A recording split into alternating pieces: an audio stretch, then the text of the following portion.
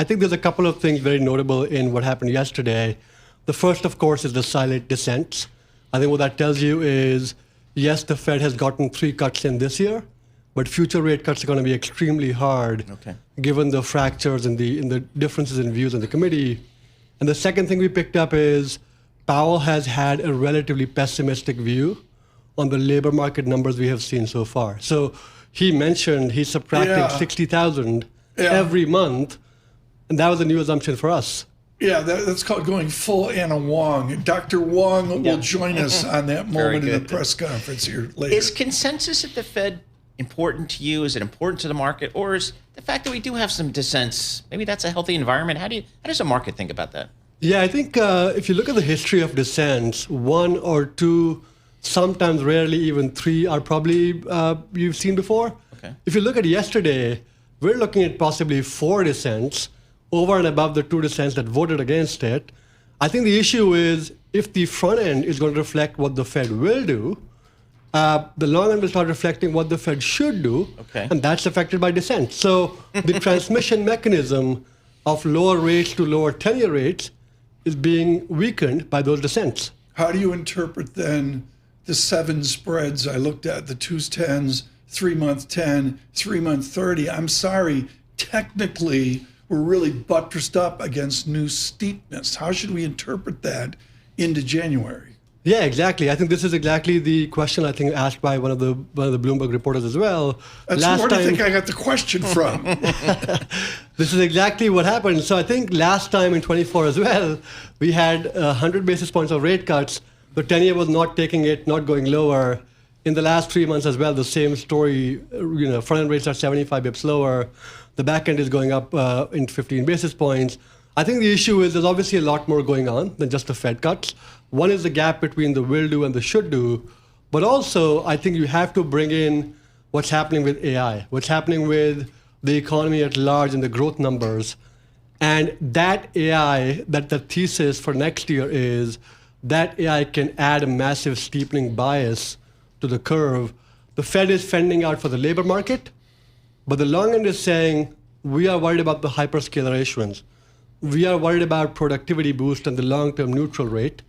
And that's why I think the 10-year rate, that transmission mechanism, even weaker. Really? So AI impacts interest rate strategy. That's becoming clear. Man, we would not have said that 2 years ago. I mean, 2 years ago, we didn't even know what AI was. Now you're telling me it's impacting the interest rate structure across the curve? Yeah, indeed. In fact, if you look at the number of questions the Fed is being asked on AI, that number was like 1 or 2 passing references in January this year. Now it's become like 5 or 4 questions every FOMC meeting. Right. So when the Fed's being asked about it, it's obvious the rates market's going to reflect it.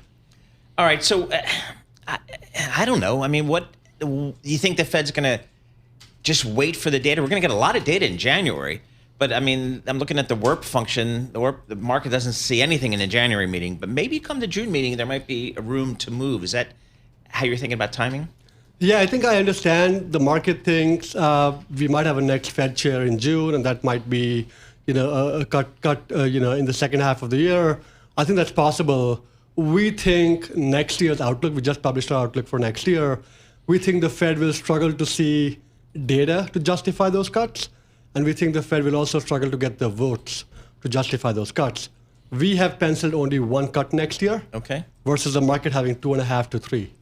The fear that our listeners have is somehow yield breaks higher, whatever the maturity. At BNP Paribas, you're focused on the France 50-year bond as maybe a point of angst. You guys don't have the Austrian 100-year bond, right? Not yet. Not yet. Okay, thank God for that. Leave that in Austria.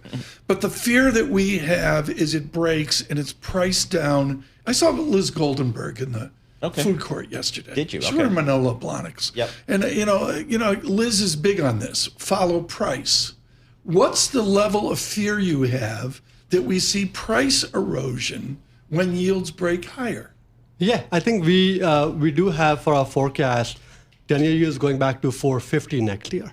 So clearly the bond market's not going to like the transmission of what's happening right now. As I said, we have a good growth picture. We don't have a lot of Fed cuts in there, and certainly higher yields and lower prices. How concerned listening to the Fed yesterday, how concerned do you think they are regarding inflation?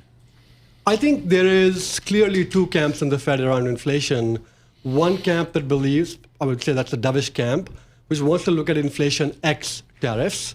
And then there's the other camp, which is simply looking at the core number of 2.8, 2.9% core PCE and says it's too far away for comfort.